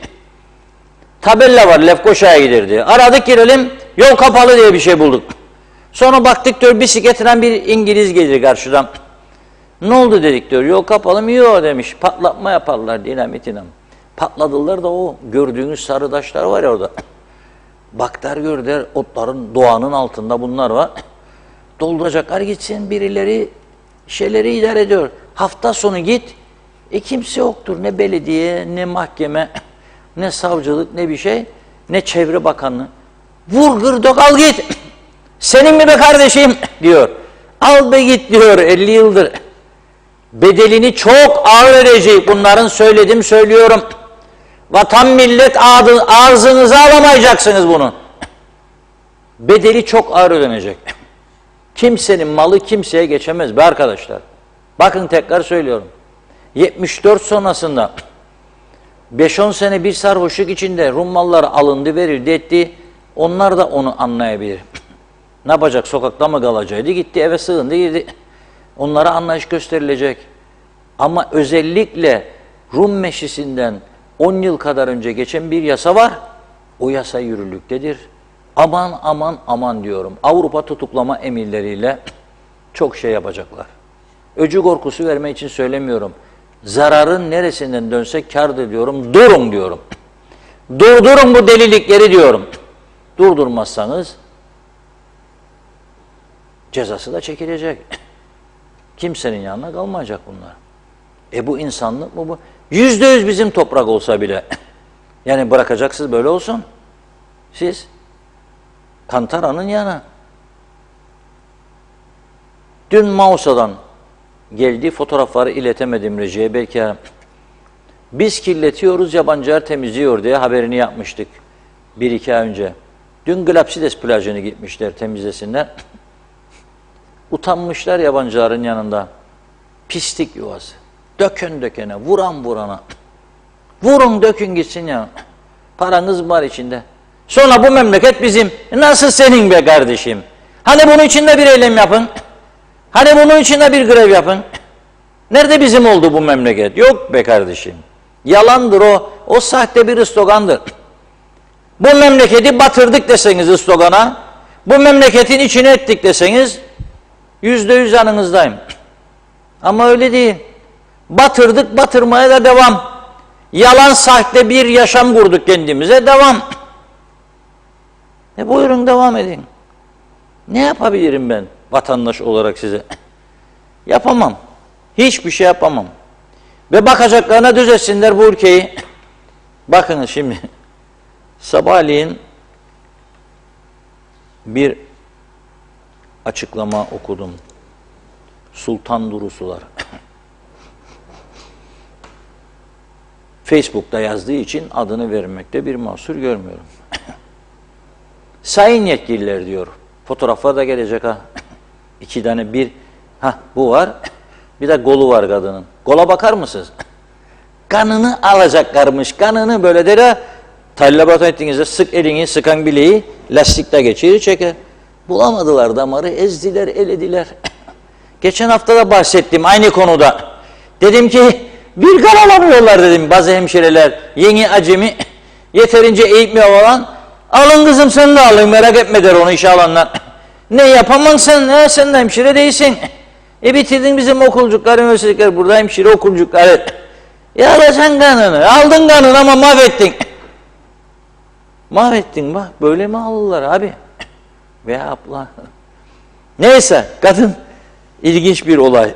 Çok olur da artık bunu okuyunca hem güldüm hem üzüldüm. Dedim, söyleyeceğim mi bu bayanın paylaşımını? Ne yapabilir? Lütfen diyor, sayın yetkililer ve yetkisizler diyor. Bakanlar ve bakmayanlar derim ya ben, o da çok güzel bir slogan bulmuş. Bundan sonra bunu kullanacağım. Sayın yetkililer ve sayın yetkisizler. Ne yapabilirim? Bana önerilerinizi yazın diyor. Çünkü ben ne yapacağımı bilemedim diyor. Lapta Sağlık Ocağı'na verdiğimiz önemi bilmeyen yok. Yıllarca diyor oranın teşekküllü hastane olması için ben de çalıştım ettim. Ey yetkililer diyor, 5 Nisan 2022 sabah önceden kayıt yaptığım ve o gün kan tahlili için gittim. Kan alan hemşire baktı, kaydın yok demiş. Kayıt memuru geldi, ben kayıt yaptım dedi. Tekrar sisteme giriş yapamam, sistem kabul etmez demiş hemşire. Bana da olduydu. Antijen testi için gittim de bana dedi, vallahi senin yeni aşını işlemediler bilgisayar. Dedim, vatandaşım be geldim ayağına kadar. Yap bir şeycik buruncuğumuza sok gidelim. Yok dedi, bakanlığa gideceksin dedi. Orada tekrar kayda sistem. Ben işi gücü bırakacağım ama bakanlığa gideceğim. Da bekleyeceğim orada birini bulacağım. Derdimi anlatacağım. O da diyecek bak o kapıya, o da diyecek o kapıya, o da diyecek o kapıya. Bekle diyecek. 2 saatim gitti benim. Eksik olsun senin antijenin de öteki PCR'ın da. Neyse. Oraya baktılar, buraya baktılar. Kıdemli hemşireyi aramışlar. Sonra dönüp olmaz kaydın yok demiş. İlk gördüğü hemşire. Tabii ayrıldım diyor. Hastane eyle diyor. Yani sağlık ocağı ile dükkanım tam diyor orta yolunda diyor. Telefonum çaldı. Geri gel demişler de tamamdır. Bulduk kaydı demişler. Vay be. Tam madalya. Madalyayı takıp taltif etmen lazım. Gümüş de olmaz. Altın 24 ayar. Gittim diyor kanımı aldılar diyor. Hatta kanı diyor Girne'ye götürecek olan personel en son benim kanımı aldı ve hareket etti diyor. Sonra diyor bizim kan diyor sır oldu diyor.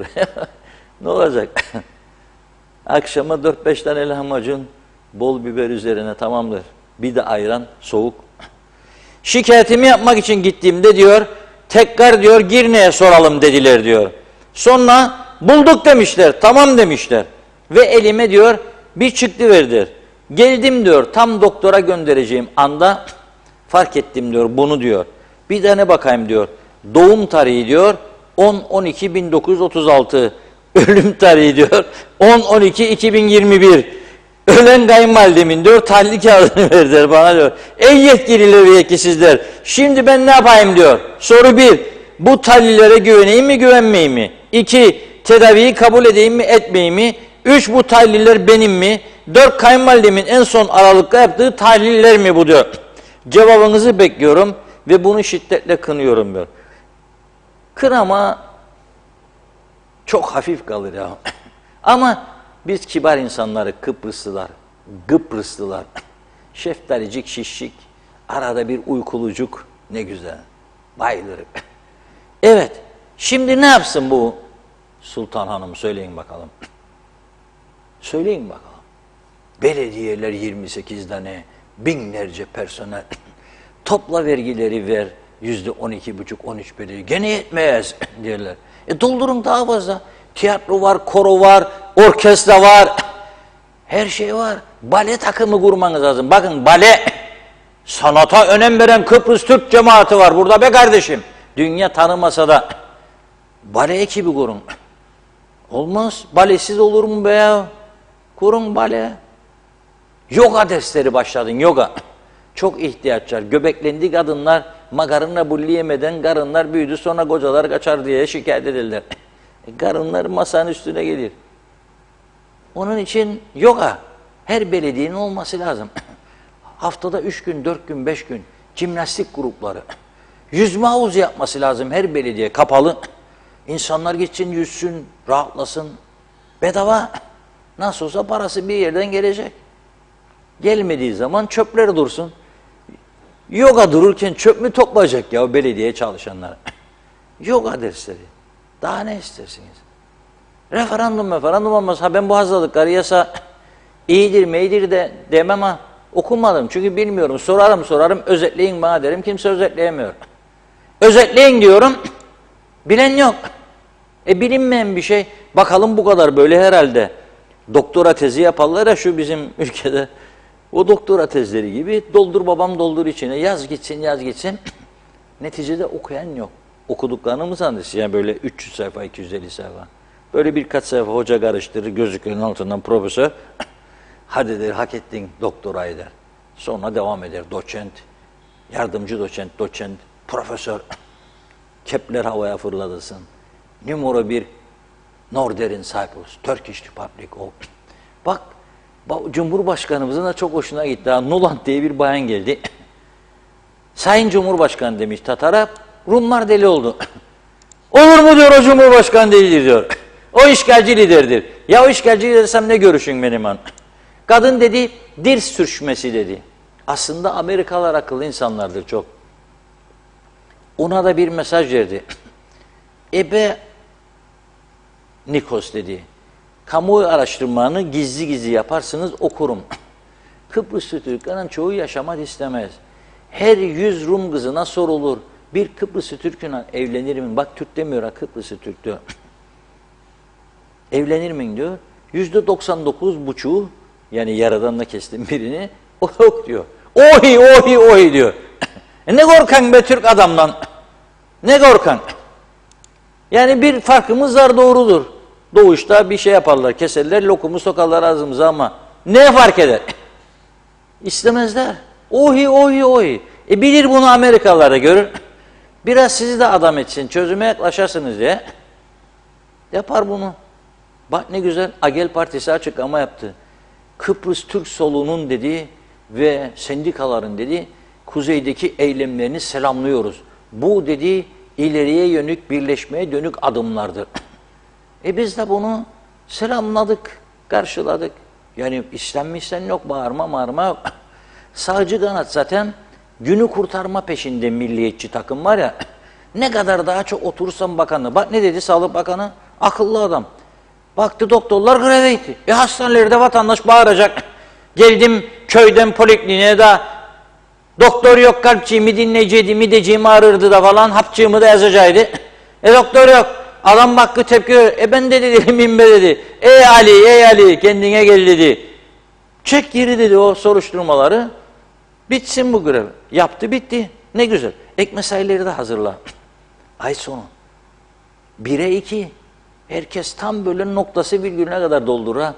Mesela normal maaş 9.996.020 kuruşsa ek mesai de 9.966.020 kuruş çıkıyor. Nasıl bu kadar ince hesaplar yapılabiliyor ve kimse bunu görmezden geliyor. Şimdi ben bunu söylediğimde kötü oluyorum.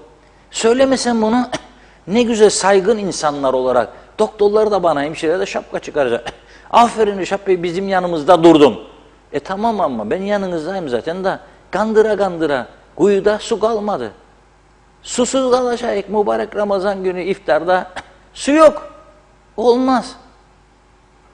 Kandıra kandıra buraya geldik. Olmaz. Bak geçen hafta açıkladı, indirdim dedi elektriği, hala resmi gazeteye çıkmadı. Bir ses yok. İndirdim dedi alkollü içeceklerin fon parasını. Hala yürürlükte değil. Limanda durur adamın içkiler şişelerde. Verecek parayı. Devlet para kazanacak. Yok diyor, resmi gazetede yayınlanmadı. Ben mi gidip basacağım resmi gazeteyi? İzin verirlerse gider basarım tabii. Bizim matbaa var, biz de basarız. Ne olacak? Bu kadar zor mu? Hesap yaparlarmış. Kimisi o yapanlar. Oradan buraya alırmış, çıkarırmış, artı eksi toplama, çıkarma. Ya emeklilik ikramiyelerini hesaplarken de mi böyle haftalar, aylar alır acaba? Merak ederim. Ya bizim ihtiyaç sandığındaki birikimleri lup deyip 220 milyon gitti. Onun hesaplamasını yapan çıkmadı mı ya? Bir kuruş, bir kişi. Çıkmaz. Çıkamaz. Yalan dolan duvara düzeniyle bir yerlere kadar geldik gidiyoruz ya. Bakın bir izleyicimiz daha yazdı. Hafta sonu Lemos'undaymış. Okuyayım da. Onun fotoğrafını ne yolladım? Gelecek şimdi. Sayın Başbakanımızı dinlemiş de ben diyor siyasi biri değilim ama diyor ekonomiyi düşünen vergi listesinde de diyor ilk yüzde olan, memleketime yatırım yapan, memleketini seven biriyim. Gündeminizde olan ekonomik konulara katkı koymazsan, KKTC'den faydalı olacağımı düşündüğüm konu şudur. Rum tarafındaki gelişmeleri takip eden birisi olarak hafta sonları Larnaca Limos'a gitmekteyim. Bu şehirdeki yatırımlar daha çok marina, yatçılık, restoran, rezidans üzerine yoğunlaşmış ve müthiş yabancı yatırım çekmekte. Az önce söyledim. 1 milyar 200 milyon euro KKTC'nin bütçesinin %40 üzerinde bir yıllık. Sen daha burada konuş, vermeyik de yedirmeyik. Alacak sahibi zaten yakında. Alacak. Onundur, senin benim değil. Nedir konuştuğun burada? Koçani kimdeyse, yani tapu, mal onundur. Hiçbir şekilde senin gibi olmayan malın üstüne bana politika yaparsınız. Olmayan malın üstüne politika. Devam mı? Devam. No problem. Evet. Maraş siyasi bir konu. Çapı çok büyük. Maraş harcanacak emek ve para bence Maraş'ın yanındaki Laguna ve kuzeyindeki Mausa limanına harcanmalıdır diyor. Tarihi yerde liman olmaz ama dünyanın çekim merkezi Otello Marina Residence dünyanın yatırımını çeker. Modern bir liman ise daha kuzeye yapılabilir. Artık uyanma zamandır. Lefkoşa'nın da yatırıma ihtiyacı var. Dere boyundaki binalar dökülüyor. Yalan mı? 40 senedir diyor askerden paralel yol beklenir. Dere boyunun tümü ticari olması, kat izninin atılması gibi Magaros Caddesi'nde olduğu gibi. Demek istediğim artık uyanma zamandır. Sizde bu motivasyonu bulduğum için diyor yazıyorum. Ben de buldum ama yürütmüyorlar Sayın Başbakanım. Geçen pazar Limasol'da diyor 7 adet dev kruz gemisi saydığımı da üzülerek söylemek isterim. İyi akşamlar Faiz Bey diyor. Metin Bey'in yazısını okudum. Biraz önce okudum.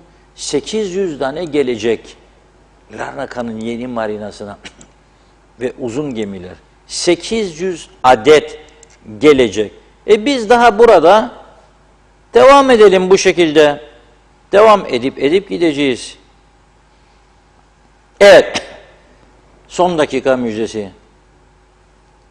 Meclisteki parti başkanları diyor, belediyelerle ilgili yasal düzenlemeleri görüşmek üzere yarın bir araya geliyor.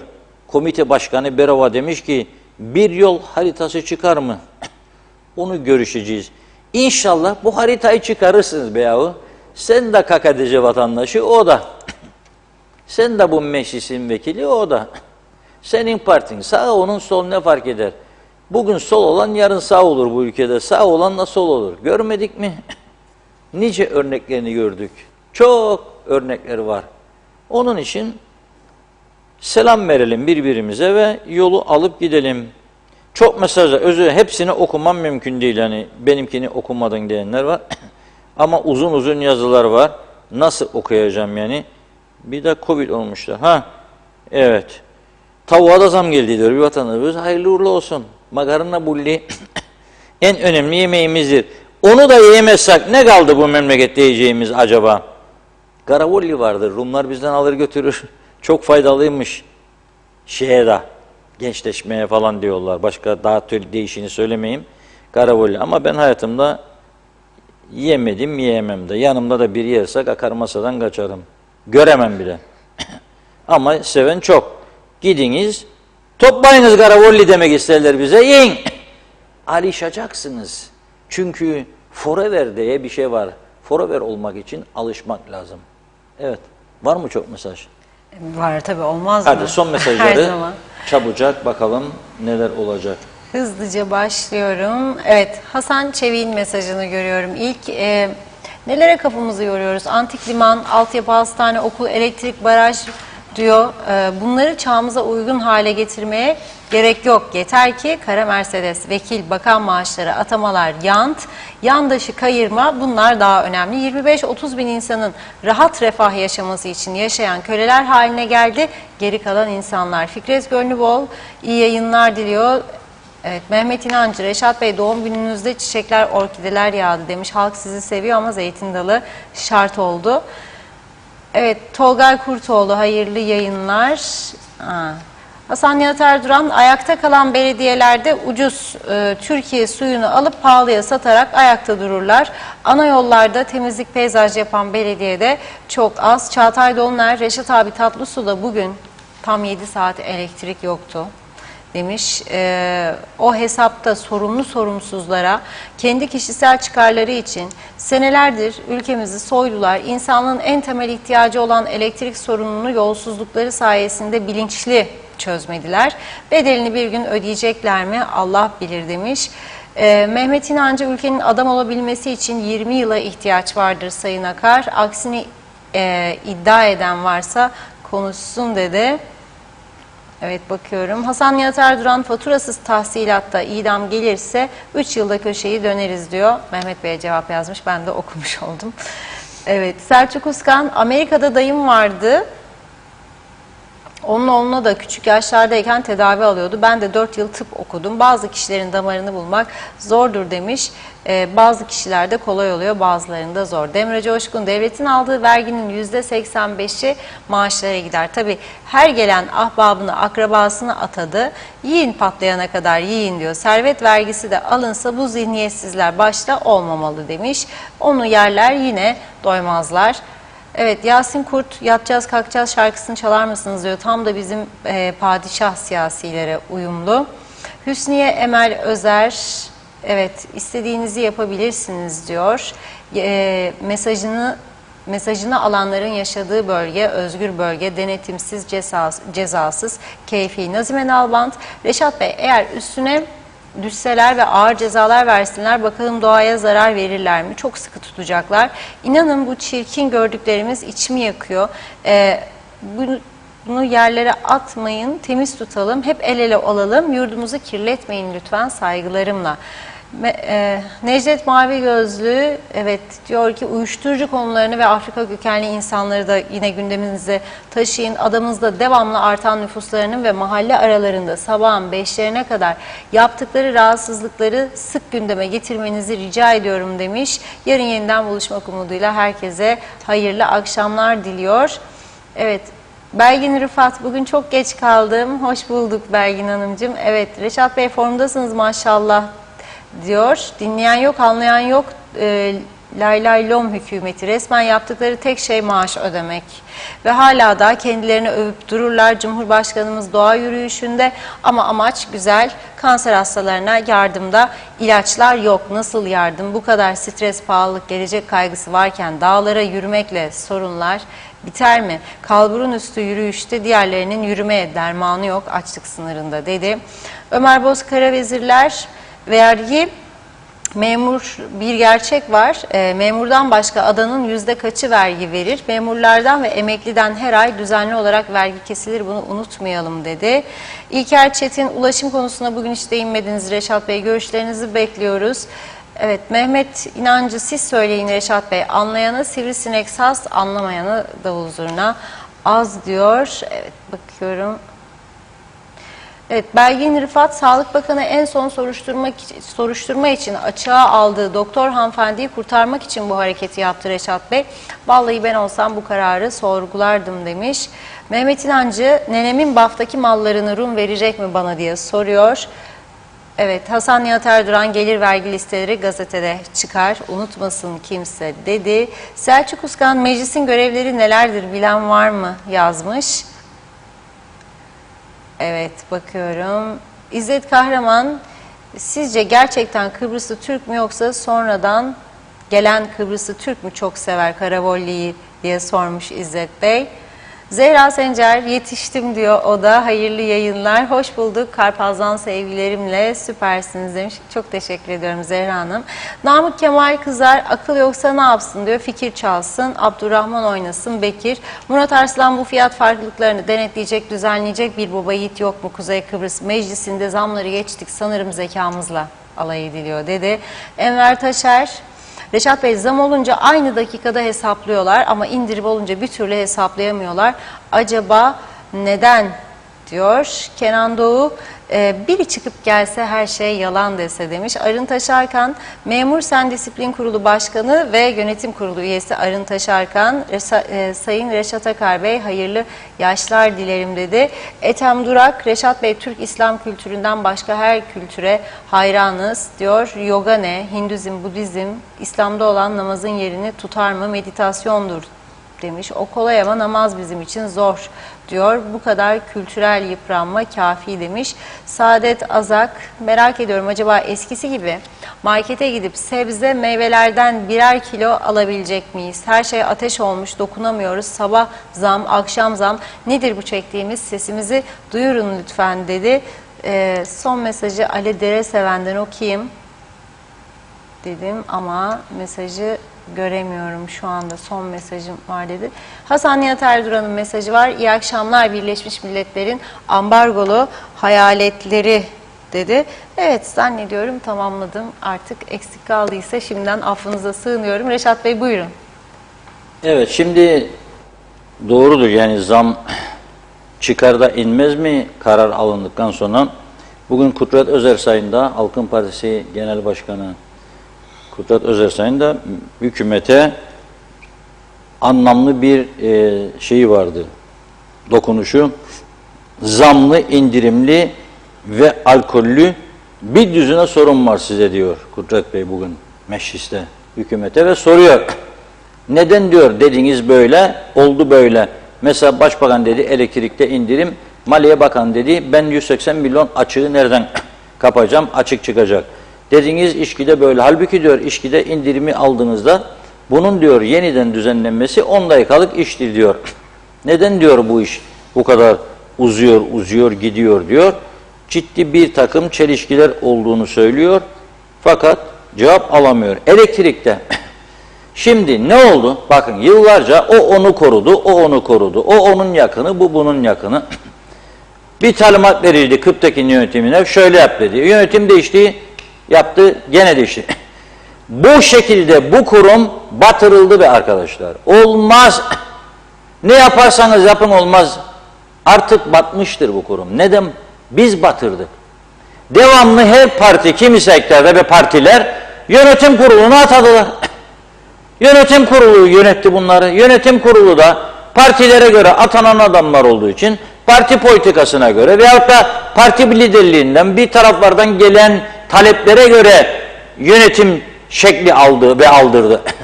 O yüzden de bu hale geldi. Her seçim dönemi istihdam yaptınız, aldınız, batırma noktasına getirdiniz. Bir takım yerlerden, mesela belediyelerden Akçay muhtarı Uğur Dereli köylü kan ağlıyor. Motor gene çalışmaz diyor. Her köyün biliyorsunuz su motorları vardır. Kuyudan çeker de verir bahçecilere su alırlar. Biz diyor bu kuyunun muntazam bir şekilde elektrik parasını kaymakamlığa yatırdık. Kaymakamlıklar da iddiadır ki maliyeye yatırdı. Fakat köy motorları borçlu görünür. Borçlu göründüğü için de 40'da 2'de 1'de motorların elektriğini keser. Şimdi havalar da ısınmaya başladı. Soruyor. Kurumaya mı terk ediyoruz ağaçları? Narinci ağacı var biraz orada. Azaldı ya memlekette. Galiba tamamen yok olmasını istiyorlar. Hani bir gün haritada görünüyor ya güzel verecek. Ne ben ağaçlarına mı vereceğim? Roma der bazıları belki de. Kurudun verin. Odunlardan yararlanalım o süreye kadar. Lahmacun fırınları var, şömineler var, elektrik kesildiğinde odun sobaları var kışın değil mi? Herhalde bu niyetler de var. Şimdi özelde olsaydı köyden kaymakama, kaymakamdan maliye bilmem bir yedirir miydi sağa bunu? Motor kiminse her ay parasını oradan tahsil ederdi. Yok o ondan o verdiydi bu vermediydi, öteki aldıydı almadıydı. Ya ihalelerde zarflar şöyleymiş, zarflar kapalı gelir böyle bazılarının üstünde nokta bırakır fiyatı. Bakar kimdir merak etmesini yazar üzerine orada fiyatını 10 kuruş aşağı verilmiş diye. Ne dolaplar döner. Aynılaşmalı 2 şirket, 3 şirket birlikte sunar. Ya biri alır bir defasını ya ötekisi.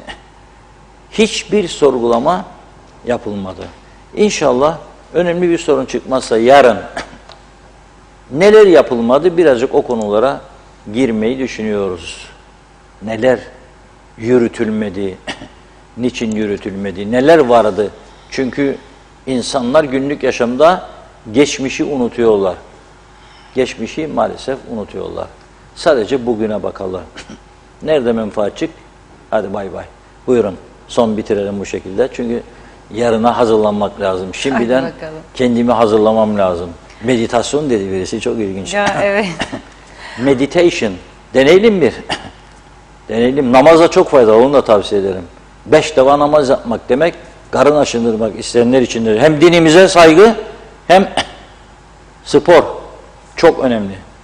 Yapabilen yapsın, vakti olan yapsın. Ama meditasyon da çok önemli. Böyle kafalar gider. Başka bir şey düşünmezsin o saat. Hep kötülük gereği. O bana ne yaptı, bu bana ne yaptı, o ne yapıyor, bu ne yapıyor.